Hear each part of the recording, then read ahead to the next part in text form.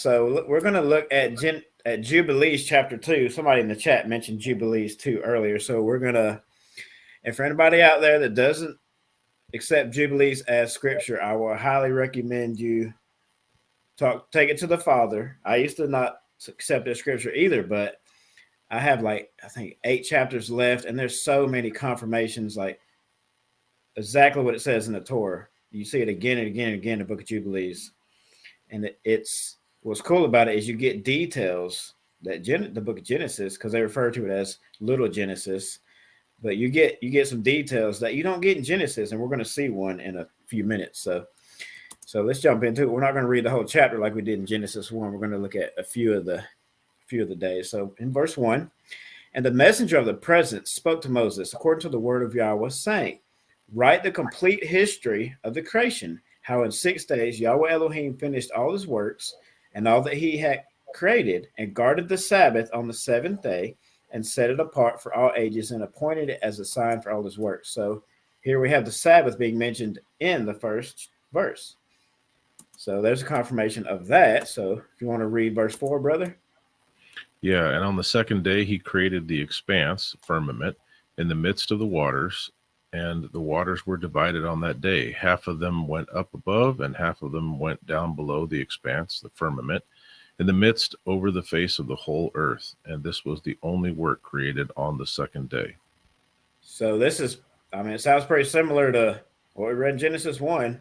Mm-hmm. And so I have expanse in there because there's some translations that will have expanse instead of the firmament. So yeah, it's just different wording, but we're still talking about the same thing pretty much. So verses 6 through 7, and the waters did so as he commanded them. So they they followed the instructions. Mm. And they withdrew from off the face of the earth into one place outside of the expanse of the firmament, and the dry land appeared. Sounds very similar to what we read in Genesis 1 Mm-hmm. again.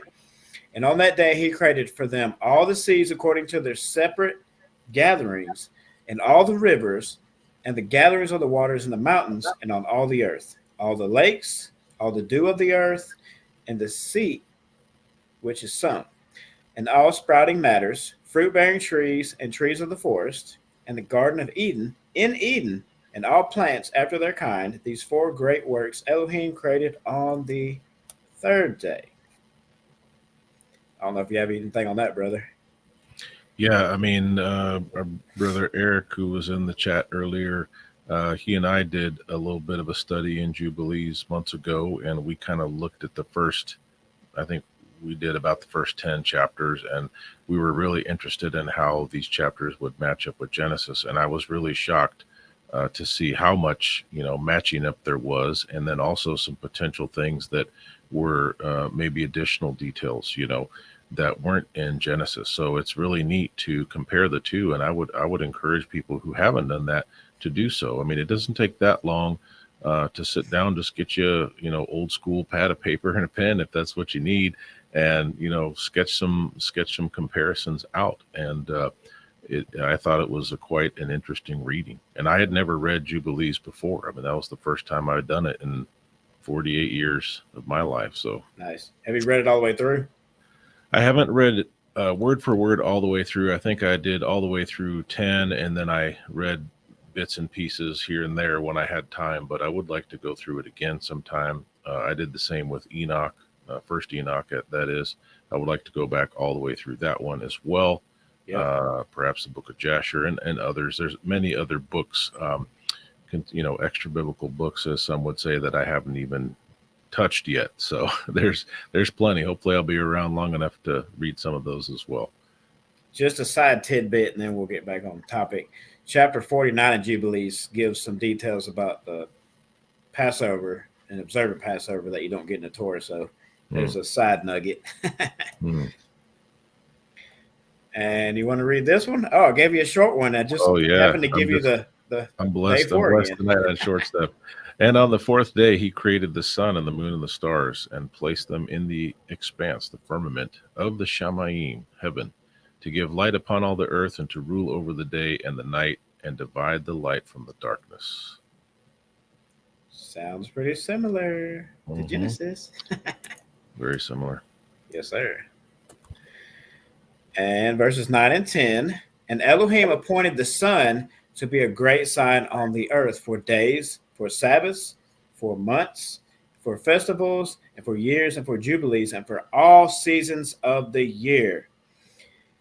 And we'll get back, we'll comment on that one in a minute when we get done. And it divides the light from the darkness for good, that all matters may thrive, sprout, and grow on the earth. These three kinds he made on the fourth day. And I have on the bottom, no wonder there have been so many sun worshipers through the centuries. Yeah. So it's interesting. The last sentence of the top paragraph. Let me read it again. Actually, I'll just read the whole top part. And Elohim appointed the sun to be a great sign on the earth for days, for Sabbaths, for months, and for festivals, and for years, for jubilees, and for all seasons of the year. So the sun controls all the seasons, the solstices and the equinoxes. So here we can see science in the book of Jubilees right here, showing up and confirming that that's what happens. We see that throughout the year, year after year. You got anything on that, brother? No, it definitely matches up, although you and I both said the graphic that you showed about the dome and everything, it may not be exactly what it is. It's a rough representation, but certainly when you consider that the sun and moon are actually above the earth, above the face of the earth, and that we can look at where the sun is, on those as we call the tropics or whatever, how that affects the position of the sun, affects summer and winter and different seasons. It matches quite beautifully. And I remember too as well, there, I think it's in the Psalms, but there's a scripture that talks about the sun and the course of the sun, and it says that it does its circuit under the whole heaven, right? I think that's Psalm 19. Yeah, so it's interesting to note that the sun, our sun, right, which so-called science is just one of billions of suns, right? The sun does its circuit under the whole heaven. So how big are the heavens? I mean, they're big, they're amazing, they're the firmament and all of that. The heavens show his handiwork. However, there's not as big as what science is trying to tell us. Yeah, they say it's huge. And if you look up, I mean, it looks local. You'll see hot spots in clouds, and you'll see reflections off of that stuff they spray in the sky. I'm not going to say what it's called. You'll see reflections off of that on clouds. I saw a video, I think yesterday. It was very interesting. So there's a lot of truth in these verses. And then this one is interesting. We don't get this detail in Genesis 1. So verse 11, and on the fifth day, he created great leviathans in the depths of the waters, for these were the first matters of flesh that were created by his hands, the fish and all that moves in the waters, and all that flies, the birds and their kind. So I thought that was interesting when I was preparing for this. I saw that Jubilees had Leviathan in here, because that's a very interesting creature if you do any research on it. Yeah, absolutely. And then if you want to get this one, brother. Sure.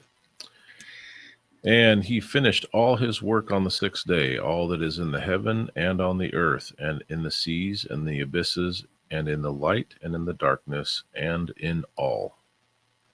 So nothing's left out. Do what? Nothing's left out. Yeah, again, we see, just like Genesis 2, 1 through 4, he was done. He finished his work. There's no ever-expanding universe. There's not star nurseries where stars are being created. I don't know if you've looked into that. That's so ridiculous. Yeah. Oh, my. That's some ridiculous nonsense.